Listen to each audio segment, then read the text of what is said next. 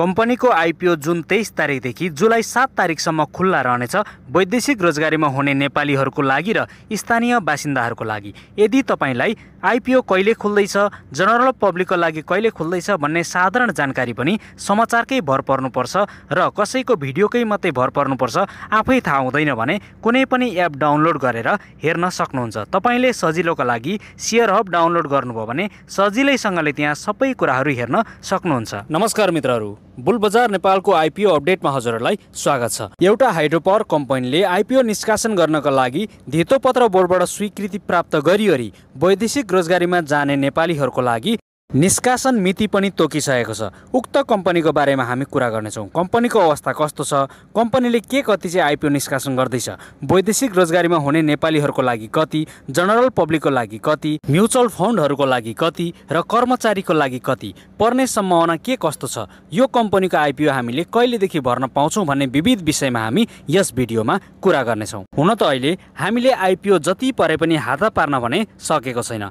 IPO कसरी हाता पार्न सकिन्छ होला भन्ने कुरा पनि हामी अन्तिममा गर्नेछौँ। मित्रहरू, आइपिओ निष्कासन गर्नका लागि मितिसम्म तोकिसकेको कम्पनी दरमखोला हाइड्रोपावर कम्पनी हो भने हामी उक्त कम्पनीको बारेमा यस भिडियोमा केही कुरा गर्नका लागि जोडिएका छौँ। सुरु गरौँ अब। मित्रहरू, दरमखोला हाइड्रोपावर कम्पनीले जारी पुँजी 1 अर्ब 3 करोड 5 लाख रुपियाँको 38.33% अर्थात् 39 करोड 50 लाख रुपियाँ बराबरको 39 लाख 50 हजार किता चाहिँ आइपिओ निष्कासन गर्नका लागि अनुमति पाएको हो। जसमध्ये 10 करोड 30 लाख 50 हजार रुपियाँ बराबरको चाहिँ आइपिओ प्रति किता रुपियाँ 100 को दरले 10 लाख 30 हजार 500 किता चाहिँ गुल्मी जिल्ला, मुसिकोट नगरपालिका, बागलुङ जिल्ला, गलकोट नगरपालिका र बागलुङ जिल्लाको बाडीगाड गाउँपालिकाका स्थानीय बासिन्दाहरूको लागि चाहिँ अथवा आयोजना प्रभावित क्षेत्रका लागि चाहिँ उक्त आइपिओ चाहिँ निष्कासन गर्दैछ। आयोजना प्रभावित क्षेत्रका स्थानीय बासिन्दाका लागि पहिलो चरणको आइपिओ यो निष्कासन गर्न लाग्दैछ भने वैदेशिक रोजगारीमा गएका नेपालीहरूको लागि अथवा श्रम स्वीकृति लिएर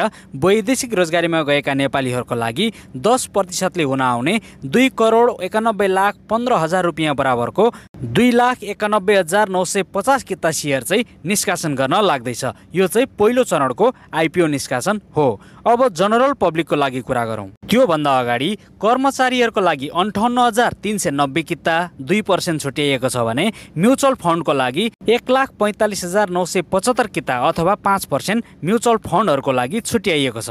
बाँकी रहेको 24,23,185 किता अथवा 61.6% चाहिँ जनरल पब्लिकको लागि छुट्याइनेछ उक्त आइपिओ बाँडफाँड पश्चात। मित्रहरू, यो कम्पनीको मूल्य कति पुग्ला, यो कम्पनीको आइपिओ पर्ने चान्स चाहिँ कति छ भन्ने विविध विषय चाहिँ हामी पछि उठाउँ भने यो कम्पनीको पिपिए को कुरा गर्ने हो भने 30 वर्षे पिपिए सम्झौता पनि गरिसकेको छ। क्रेडिट रेटिङको अनुसार हेर्ने हो भने BB- चाहिँ क्रेडिट रेटिङ चाहिँ प्राप्त गरेको छ। यसले चाहिँ यसमा केही चाहिँ जोखिम रहेको चाहिँ जनाउँछ, जसलाई हामीले मध्यम जोखिमको हिसाबले चाहिँ हेर्न सक्छौँ। कम्पनीले 9.6 मेगावाटको चाहिँ बागलुङ जिल्लामा हाइड्रोपावर निर्माण गरिरहेको छ। त्यसो त हामी पब्लिकहरूलाई त्यति धेरै किता चाहिँ यसले आइपिओ निष्कासन गर्न लागेको होइन। 38% हो भने यसको यो किता सङ्ख्या हेर्दाखेरि केही मूल्य चाहिँ माथि जान्छ है भन्ने चाहिँ अनुमान चाहिँ लगाउन सकिन्छ। हामीले कुनै पनि कम्पनीको आइपिओ पारियो भने त्यसलाई दीर्घकालीन भन्दा पनि केही मूल्य बढेको बेला बेचेर अनि नेप्सीमा अनेकौं कम्पनीहरू लिस्टेड छन् जुनमा केही राम्रा कम्पनी छानेर पनि किन्न सकिन्छ। यो कम्पनीको मूल्य साधारणतया 500 भन्दा माथि जान्छ है भन्ने चाहिँ मलाई लाग्छ। आइपिओ बाँडफाँड हुँदाखेरि यो कम्पनीको सेयर धेरै पब्लिकहरूसँग रहेको हुन्छ। कुनै पनि मान्छेसँग यो कम्पनीको ठुलो किता चाहिँ हुँदैन। त्यसैले यसको डिमान्ड धेरै भएको खण्डमा निकै माथि मूल्य नपुग्ला है भन्न पनि सकिँदैन। तर पनि तपाईहरूले साधारण हिसाबले यो कम्पनीको 600 भन्दा मुनि चाहिँ नबेच्दा नै ठिक हुन्छ। यदि त्यो भन्दा माथि पनि मूल्य आयो भने यसको डिमान्ड र सप्लाईको पाटालाई हेरेर तपाईहरूले बिक्री गर्न सक्नुहुन्छ। 10 किता सेयरलाई होल्ड गरेर मात्रै राम्रो हुन्छ है भन्ने चाहिँ हुँदैन। तपाईले आइपिओ पारेका सेयरहरू पनि कुनै कम्पनी राम्रो लाग्यो भने उठाउँदै जानुभयो, किन्दै जानुभयो भने विभिन्न कम्पनीको आइपिओ पाएर त्यसलाई बेच्दै कुनै एउटा कम्पनीमा अथवा 2-3टा राम्रा कम्पनीहरूमा एकै ठाउँमा लगाएर किन्दै जानुभयो, आफूसँग भएको केही रकमलाई पनि त्यही तपाईँले भन्नुभएको हेर्नुभएका 2-3वटा कम्पनीलाई थप्दै जानुभयो र बढाउँदै जानुभयो भने आगामी दिनमा राम्रो रिटर्न पनि पाउन सक्छ। यसको मतलब यो कम्पनीले नराम्रो गर्छ, यो कम्पनी नराम्रो हो भन्न खोजेको चाहिँ होइन। तर पनि 10 किता गर्दा धेरै किता धेरै चाहिँ कम्पनीको हुने भएकोले यदि तपाईँहरूले चाहनुहुन्छ भने 2-3वटा मात्रै कम्पनी राम्रो हेरेर किन्नुभयो भने त्यसले चाहिँ राम्रो गर्न सक्छ भन्ने मनमा लागेर बताएको हो।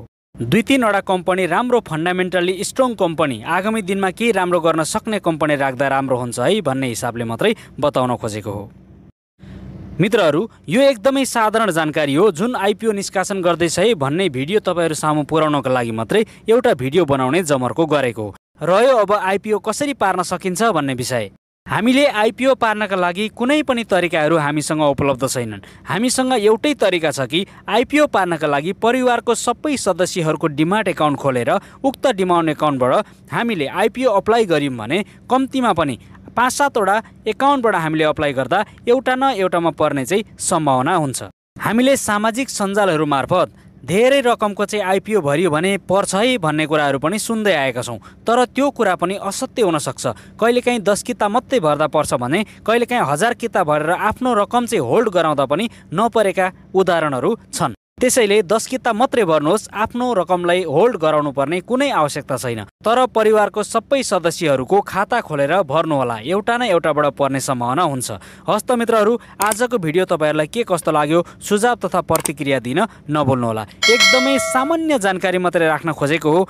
यस कम्पनीको बारेमा आइपिओ बाँडफाँड पश्चात कम्पनीको वित्तीय अवस्था र कम्पनीको डिमान्ड र सप्लाईलाई हेरेर कम्पनी आगामी लामो समयको लागि खरिद गर्न सकिन्छ या सकिँदैन, अथवा कम्पनी दिनदिनै कारोबार भइराख्दाखेरि के कस्तो हुँदैछ, यसलाई के कस्तो हिसाबले हेर्न सकिन्छ भन्ने विविध विषयहरू पनि पछि हामी भिडियो राख्दै जानेछौँ। हस्त नमस्कार, धन्यवाद।